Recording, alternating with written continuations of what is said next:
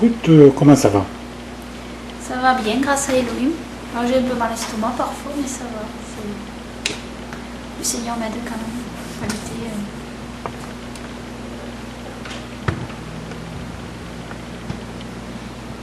Qu'est-ce que tu fais en ce moment? En ce moment, je travaille sur Internet. Là, je viens de faire une nouvelle étude sur le paradis. Mais je ne l'ai pas encore postée. Je ne l'ai pas encore postée. Et c'est étude sur quoi? Alors sur le paradis, mais alors ça parle de quoi? Du paradis. Qu'est-ce qu'il y a au paradis? En réalité, j'explique dans cette étude que le paradis se trouve au 3e ciel. Parce qu'il y a 7 cieux. Alors j'explique tout ça avec le livre du testament, le testament du patriarche Lévi, avec le livre d'Enoch et avec notamment ce que dit l'apôtre Paul aussi, quand il est allé au 3e ciel dans le paradis. Et puis je parle aussi de l'arbre de vie qui se trouve dans le paradis. Et voilà, je parle de tout ça. Mais il faut lire l'étude pour avoir tous les détails. C'est beaucoup de travail? Oui, c'est du travail. Mais bon. Ça prend combien de temps pour faire une étude? Ça dépend des études. Il y a des études qui sont très longues et celle-là, elle est courte. Donc bon, ça m'a pas pris tant de temps que ça prend quelques heures. Combien d'études? Il y a des études qui peuvent me prendre 2 jours. Et d'autres qui peuvent me prendre que quelques heures. Il y a des études où je travaille, je travaille pas toute la journée, c'est-à-dire je travaille plusieurs heures dans la journée, puis je m'arrête et puis je continue le lendemain. Bon, celle-là, elle est assez courte. Et tu réponds aussi sur le forum? Oui, je réponds sur le forum, je fais des études, je travaille également sur la traduction du Matthieu en hébreu du Shem Tov. Donc je traduis un verset un peu, j'essaie de traduire un verset de temps en temps.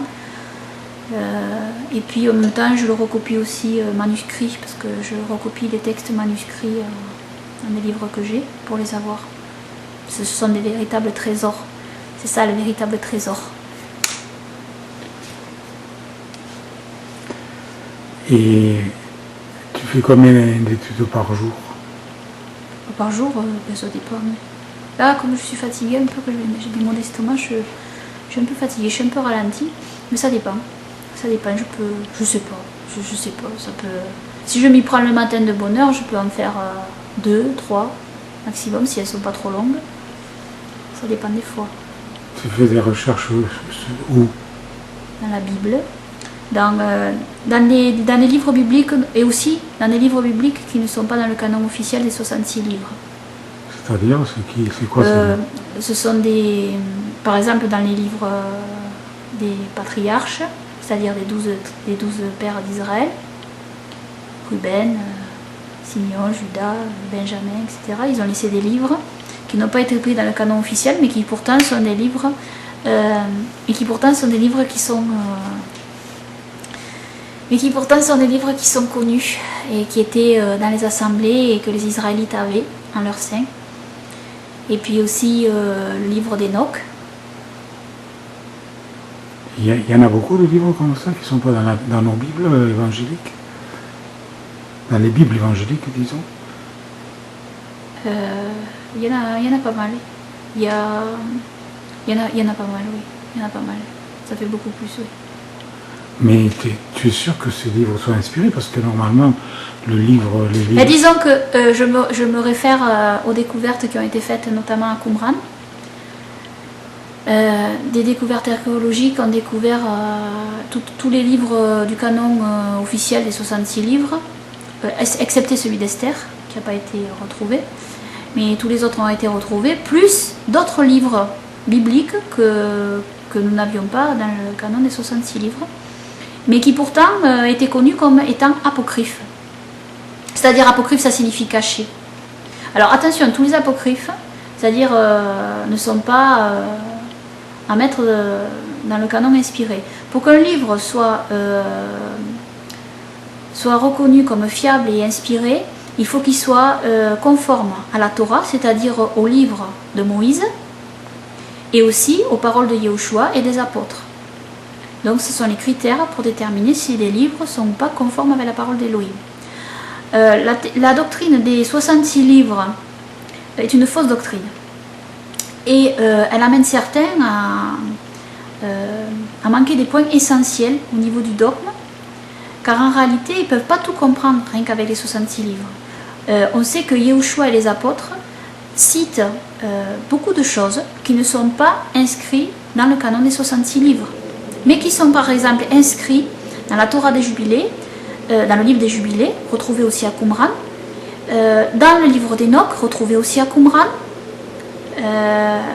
et aussi nous avons les testaments des patriarches, retrouvés aussi à Qumran pour certains d'entre eux, notamment le testament de Lévi. Il y a beaucoup de détails dans tous ces livres, et ces détails sont cités par Yahushua et les apôtres, et ce sont des détails que nous ne retrouvons pas dans les 66 livres du canon officiel. Donc c'est qu'il y a une bonne raison. Et cela confirme que ces livres donc sont fiables et devraient être dans le canon biblique. Et tu comptes à trouver d'autres des livres apocryphes comme ça? Bon, pour l'instant, il y en a beaucoup. Hein. Par exemple, le livre des guerres. On a retrouvé le livre des guerres à Qumran. D'ailleurs, je l'ai traduit de la traduction anglaise qu'il y avait sur Internet. Je l'ai traduit en français sur le blog que je donne, sur un site que je donne sur le forum, sur Facebook aussi, que j'ai partagé, etc. Les gens peuvent le voir. Sur le site de la Bible avec tous les livres de la Septante que j'ai fait.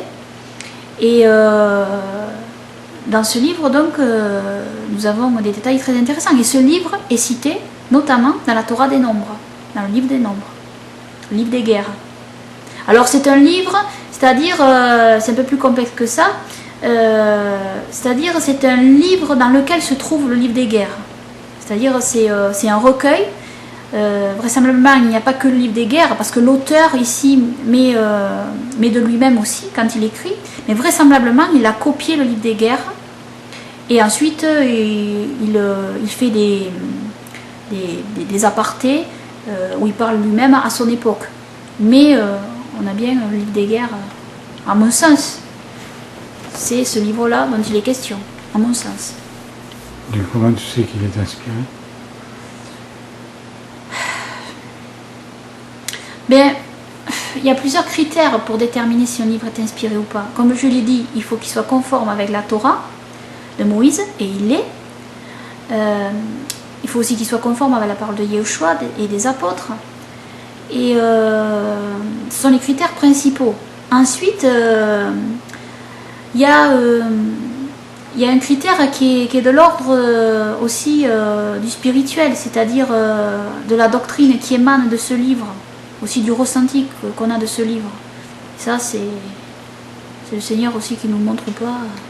Mais les critères principaux, c'est ceux-là. Il ne faut pas qu'ils entrent en contradiction ni avec la Torah, ni avec Yahushua, ni avec les apôtres. Et une question à poser là. Par exemple, si le livre de Jonas n'était pas dans nos Bibles, voilà, et qu'on le sorte maintenant, tu crois qu'il serait accepté? Alors, par exemple, le livre de Jonas, si aujourd'hui il n'était pas dans nos Bibles, il est probable que certains le rejetteraient parce qu'ils estimeraient que le fait qu'un homme ait été dans le ventre d'un poisson 3 jours et 3 nuits n'est pas possible. Ils rejetteraient ce fait en disant, vous voyez, cette histoire, ça fait légende, ça fait pas réaliste.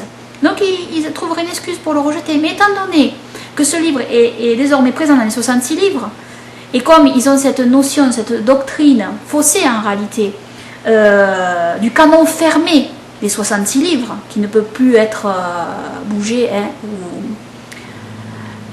dont on ne peut rien rajouter, disons, eh bien, dans cette idée, ils pensent donc que ce livre a été inspiré, puisqu'il est déjà dans le canon des 66 livres. Mais admettons qu'il n'y soit pas, mais ils nous trouveraient les mêmes excuses que les excuses qui nous ressortent pour rejeter le livre d'Enoch, par exemple, en trouvant des choses qui leur paraissent bizarres, étranges. Voilà. Et pareil pour le livre de l'Apocalypse, parce qu'il faut savoir quand même que l'histoire du canon, c'est très complexe. Il faut que les gens recherchent sur Internet l'histoire du canon et ils seront très étonnés de ce qu'ils vont découvrir. Parce que l'histoire du canon fermé, c'est récent dans l'histoire. Cette idée d'un canon fermé qui ne peut pas être étendu à d'autres livres, avec d'autres livres, c'était pas la pensée israélite. Pas du tout. Et cette idée est arrivée tardivement. S'ils regardent sur Internet, ils vont trouver des tas de choses historiques et ils verront que cette histoire du canon fermé n'est pas cohérente du tout. Et n'est en réalité pas biblique, hein, tout simplement. Par exemple, nous avons dans la Bible, du canon des 66 livres, le livre de Gad et de Nathan qui sont cités. Le livre de Gad le prophète et de Nathan le prophète qui sont cités. Donc si aujourd'hui on les retrouvait, selon ceux qui prônent la doctrine des 66 livres du canon fermé, ils ne pourraient pas les remettre dans le canon. Voilà, ils rejetteraient donc des livres prophétiques. Yeshua a parlé de Jonas, c'est peut-être pour ça aussi qu'il accepte. Oui, peut-être. C'est vrai que Yeshua a parlé de Jonas, c'est peut-être pour ça qu'il l'accepte. Mais je précise que Jude cite explicitement le livre d'Enoch. Il le cite explicitement. Lire le livre de Jude. Il cite un passage du livre d'Enoch. Quand il parle des myriades, que Yahweh vient avec les myriades de saints, etc. C'est un passage du livre d'Enoch qui est cité. Donc si... Et je rajoute que Pierre et Jude aussi citent des faits qui ne sont présents que dans le livre d'Enoch et dans le livre des Jubilés. Comme par exemple le fait que les anges déchus ont quitté leur propre demeure pour aller avec des filles et des hommes, et qu'ensuite ces anges déchus ont été enchaînés au centre de la terre. Et ça, ce fait-là, il n'est mentionné que dans le livre d'Enoch et dans le livre des Jubilés. Vous ne trouverez jamais ailleurs ce fait mentionné dans les 66 livres du canon. Mais il y en a qui disent que ce serait pas qu'il y aurait des faux livres des Jubilés, des faux livres d'Enoch. Qui dit ça, faux livre d'Enoch? Mais il y a deux livres d'Enoch. Oui, alors il y a un livre d'Enoch. Alors le livre officiel d'Enoch, reconnu comme étant le livre d'Enoch, c'est le livre qu'on appelle le livre d'Enoch, tout simplement, ou le livre 1 d'Enoch, hein, le livre d'Enoch. Alors moi je recommande toujours le texte éthiopien.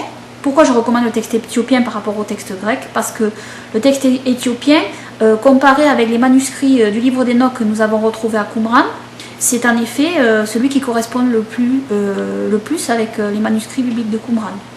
Par exemple, sur la taille des géants, qui est une taille titanesque dans le récit d'Enoch, eh bien, nous retrouvons la même taille des géants dans les manuscrits de Qumran. Tandis que la taille des géants diffère dans le texte grec d'Enoch. Donc ici, moi, c'est pour ça que je recommande le texte éthiopien. Et parce que bon, le texte éthiopien ne parle pas de simples géants, il parle de titans. Et dans la mythologie grecque, on en parle de ces titans, notamment. Voir la vidéo que j'ai faite pour comprendre. Ensuite, oui, c'est vrai qu'il existe un deuxième livre d'Enoch, appelé le livre 2 d'Enoch. Je ne sais plus quel est les secrets d'Enoch. Oui, voilà, le livre des secrets d'Enoch. Mais bon, ce livre, bon, je rejette ce livre, étant donné qu'en réalité, le début déjà de ce livre, de ce récit, contredit. Il n'est pas reconnu comme étant le livre d'Enoch par les Éthiopiens, par exemple. C'est les Éthiopiens qui nous ont quand même, qui ont gardé le livre d'Enoch tel quel. Et c'est par l'Église d'Éthiopie qu'on a eu accès au livre d'Enoch. Mais ce deuxième livre d'Enoch a des contradictions avec, par exemple, le livre des Jubilés sur le jour de la création des anges, etc. Donc c'est pour ça que je rejette ce livre. Alors, le calendrier, il y a beaucoup de contestations avec le calendrier. Tu pourrais nous en parler du calendrier? Il y a un faux, il y a un vrai, il y a un bon, il y a un mauvais. Alors, concernant le calendrier, nous savons, grâce aux découvertes faites à Qumran, que les Juifs ne suivaient pas tous le calendrier lunisolaire du calendrier juif orthodoxe d'aujourd'hui, ni le calendrier lunaire karaïte de certains Juifs karaïtes qui ne suivent que la lune pour le calendrier. On sait ça et on en est persuadé, on en est sûr maintenant, hein, grâce aux découvertes à Qumran. Tous les chercheurs confirment cela. Donc nous savons comment les Juifs de Qumran suivaient leur calendrier. Et pourquoi suivaient-ils un autre calendrier, ces Juifs-là?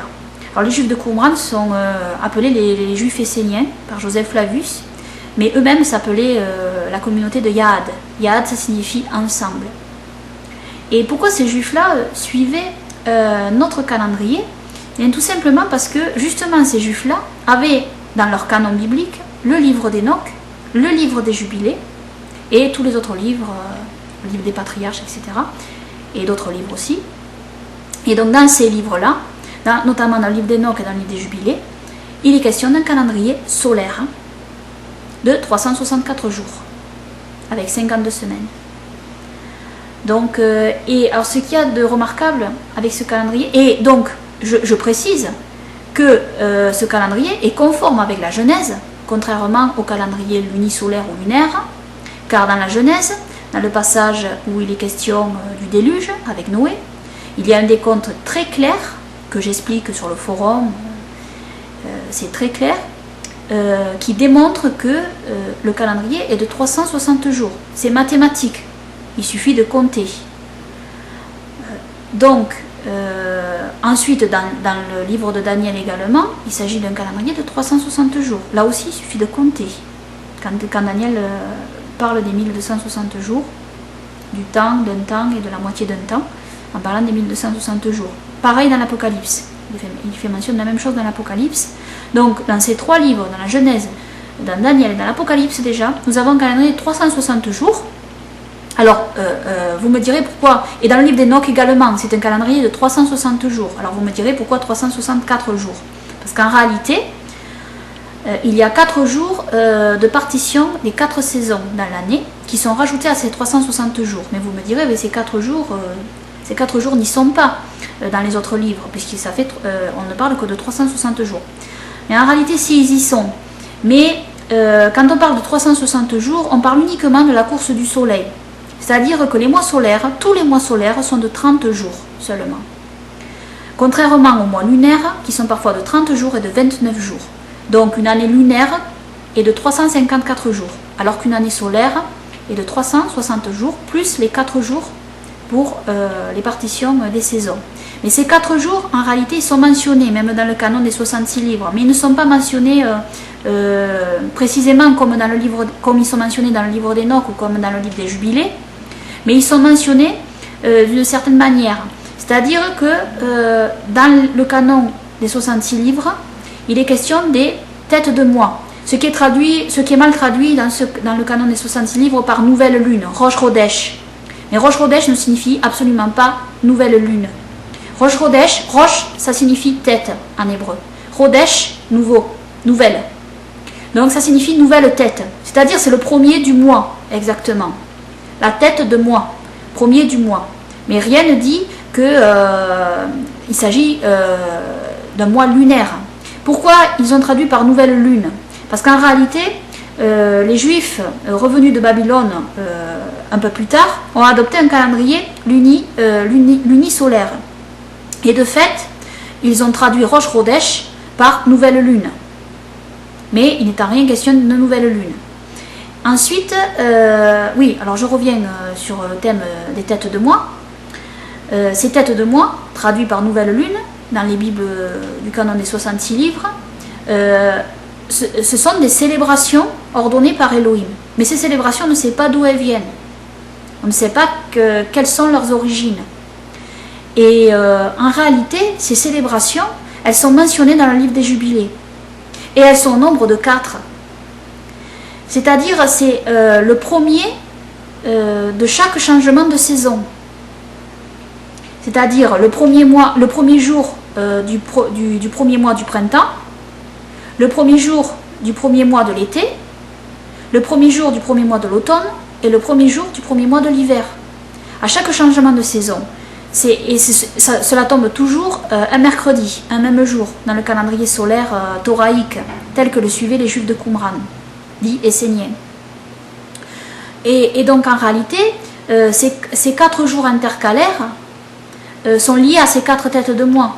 Donc si vous voulez, ces 4 jours intercalaires rajoutés aux 360 jours, ils y sont mentionnés, mais de manière pas vraiment très précise dans le canon des 66 livres.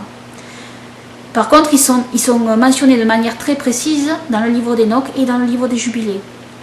Voilà. Et ensuite, ce qu'il y a de remarquable avec ce calendrier solaire thoraïque, c'est que un jour de fête ne peut jamais tomber un jour de Shabbat. ce qui est extrêmement important. Yahweh le dit bien dans le canon des 66 livres, dans la Torah. Il dit bien, vous célébrerez mes Shabbats, vous célébrerez mes fêtes indépendamment de mes Shabbats. C'est-à-dire que les fêtes ne tombent jamais un jour de Shabbat. En effet, comment peut-on associer, par exemple, le fait de célébrer Yom Kippour un jour de Shabbat, alors que Yom Kippour, c'est un jour de deuil, c'est un jour d'humiliation, d'affliction de l'âme, où on jeûne et on se lamente, on prie, bien sûr. Tandis que le jour de Shabbat est un jour de joie, et un jour où on festoie, où on mange.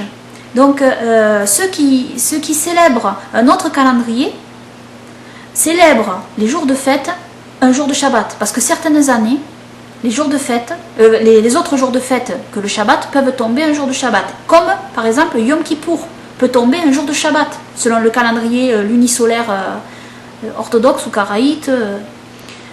Donc c'est incohérent et c'est anti-scripturaire, c'est anti-biblique.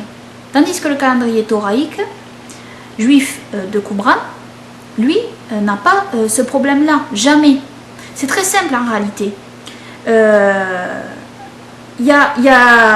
Pour les jours des fêtes,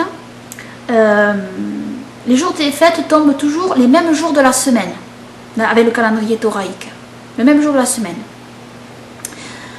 Ça ne tombe pas toujours le même jour des mois chaque année, parce que le calendrier grégorien lui change, tandis que par rapport au calendrier thoraïque solaire. Mais par contre, les jours des semaines sont toujours les mêmes. Alors par exemple, les têtes de mois, appelées aussi jours de Noé dans le livre des Jubilés, parce que ces têtes de mois sont faites, je reviens en arrière, ces têtes de mois sont célébrées pour se souvenir des différentes étapes du moment où Noé était dans l'arche. Donc cela nous rappelle le moment où Noé était dans l'arche à différentes étapes. Donc on appelle ces jours aussi les jours de Noé. Donc les têtes de mois tombent toujours un mercredi. Toujours. Tous les jours des fêtes. Par exemple, parce que je vais récapituler les jours des fêtes. Donc, nous avons, pour commencer, le premier jour du premier mois de l'année, qui est le vrai Rosh Hashanah, le vrai Nouvel An, qui est le premier jour du printemps, juste après l'équinoxe, en suivant l'équinoxe, parce que les Juifs de Qumran, j'ai oublié de le préciser, se référaient à l'équinoxe. Pour commencer, parce que l'équinoxe détermine le moment du printemps. Donc, nous avons le premier jour du premier mois de l'année, qui est le premier jour de Noah à célébrer, et c'est un mercredi. Ensuite, nous avons la Pâque, qui tombe 14 jours après.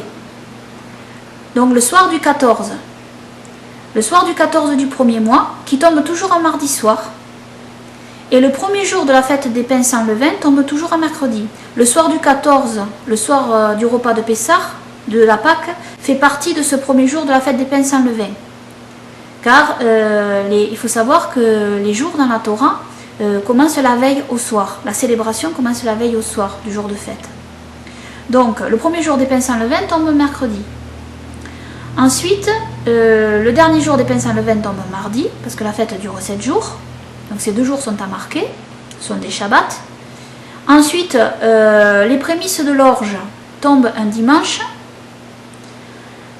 c'est-à-dire après le Shabbat hebdomadaire. Mais ça, vous pourrez le voir si vous allez voir le site du calendrier que j'ai mis en ligne. Ce sera plus visuel, ça sera plus facile pour vous de comprendre. Ensuite, nous avons après les prémices de l'orge, qui est un jour chômé, mais qui tombe toujours un dimanche également. Les prémices de l'orge tombent toujours un dimanche. Ensuite, après les prémices de l'orge, nous comptons 50 jours.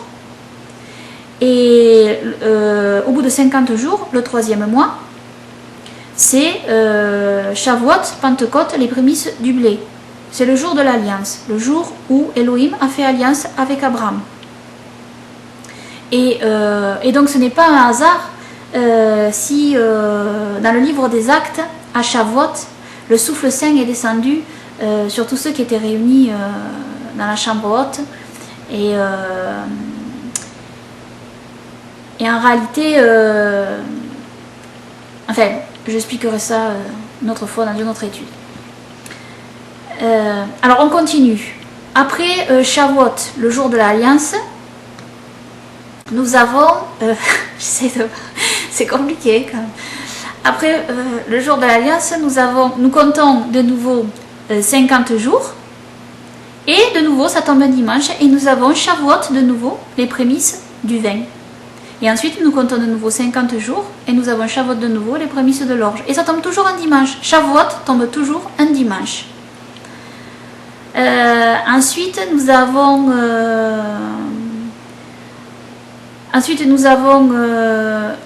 j'ai oublié entre-temps une tête de mois de Noé, c'est-à-dire c'était le premier jour de l'été, qui tombe toujours un mercredi, lui aussi, entre-temps, entre deux Shavuot, c'était avant le Shavuot du vin, avant les prémices du vin.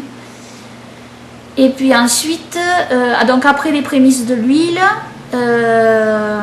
et bien après nous sommes au 7e mois, donc nous avons le premier jour de l'automne, qui est un jour de Noé, mais qui est aussi Yom Teruah, prescrit dans les autres livres de la Torah, comme étant le jour de la clameur, ou ce qui est communément appelé le jour des trompettes, qui est un jour chômé également, qui tombe toujours un mercredi, selon le calendrier thoraïque solaire.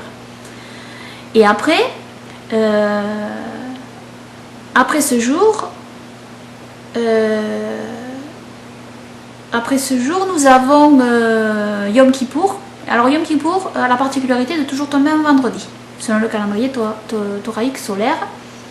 Et après Yom Kippour, nous avons Sukkot, donc qui tombe un mercredi. Et le dernier jour de Sukkot tombe mercredi, car la fête dure 8 jours. Et ensuite, voilà. Après, bon, nous avons Hanouka, mais qui n'est pas une fête obligatoire. C'est-à-dire fête obligatoire, qui n'est pas une fête obligatoirement chômée, disons. Voilà. Mais nous la célébrons parce que c'est une fête de joie et nous remercions Elohim d'avoir libéré son peuple avec Judas Maccabée et ses frères, d'avoir permis la dédicace de son Saint-Temple. Et donc après, j'essaie de ne pas oublier des fêtes. Nous avons...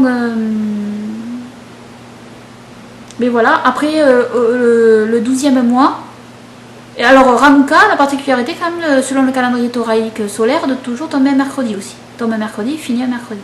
Et après, oui, nous avons de nouveau le premier jour de l'hiver, qui est un des jours de Noah aussi, un mercredi, qui est le dernier jour de la fête de Hanouka, en fait, toujours. Et ensuite, nous avons... voilà, après, nous avons des mois où il n'y a pas de fête, hormis les Shabbats hebdomadaires, les samedis hebdomadaires. Et ensuite, nous avons Purim, qui tombe... Purim, c'est particulier, parce que c'est sur 2 journées. Et c'est pas des journées chômées obligatoires non plus. Hein. Donc, il y a un jour de Purim qui tombe un jour de Shabbat. Et le lendemain du Shabbat, c'est-à-dire un dimanche. Moi, je marque le jour de Purim un dimanche, parce que Shabbat, pour moi, c'est Shabbat, donc je célèbre le jour du Shabbat, et je garde le dimanche pour célébrer Purim. Et voilà. Mais bon, le jour du Shabbat, on peut se rappeler aussi de Purim. Hein. Et ensuite, ah oui, il y a un dernier jour de fête, c'est la fête de la collecte, qu'on a retrouvé dans les manuscrits bibliques de Qumran. Et... dont je parle aussi dans mes études et dont l'apôtre Paul fait mention. Et cette fête de la collecte tombe toujours un 29 du 12e mois et toujours un dimanche. Voilà.